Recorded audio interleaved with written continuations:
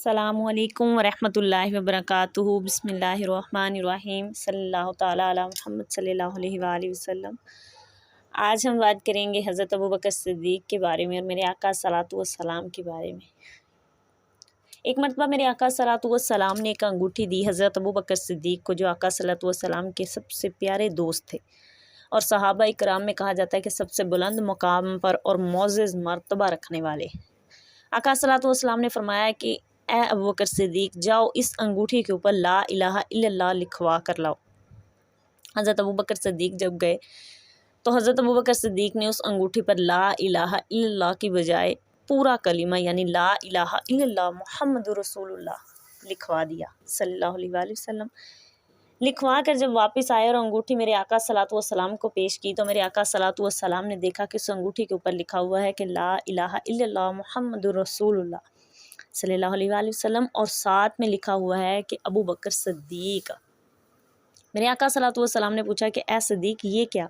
मैंने तो सिर्फ़ आपको ला इलाहा इल्लल्लाह लिखने का कहा था, लिखवाने का कहा था, आपने इसके ऊपर मेरा नाम भी और अपना नाम भी लिखवा दिया।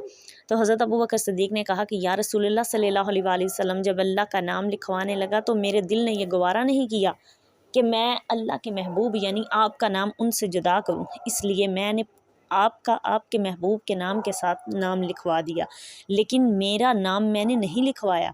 ये तो यहाँ आते आते खुद ब खुद लिखा गया, या रसूलल्लाह मैं इस मामले में नहीं जानता।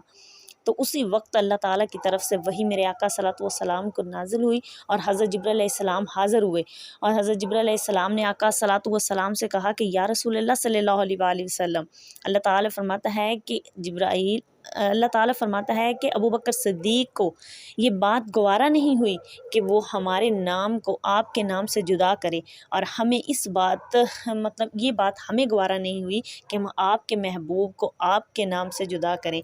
इसलिए अबू बकर ने मेरे नाम के साथ आपका नाम मिला दिया और मैंने आपके नाम के साथ अबू बकर का नाम मिला दिया। तो दुनिया में भी ये आपका नाम और अबू बकर का नाम जुड़ गया और जन्नत में भी आप दोनों साथी होंगे। सुभान अल्लाह, सुभान अल्लाह। यानी अल्लाह ताला की तरफ से खुद ब खुद उसके ऊपर हज़रत अबू बकर सिद्दीक़ का नाम लिखवा दिया गया या लिख दिया गया। तो यहाँ से हमें क्या बात साबित होती है कि ये ऐसी शख्सियत हैं कि जिनके बारे में अल्लाह ताला ने कुरान पाक में भी रदी अल्लाह ताला अन्हु फरमा दिया कि यानी ये अल्लाह पर राज़ी हैं और अल्लाह इन पर राज़ी है।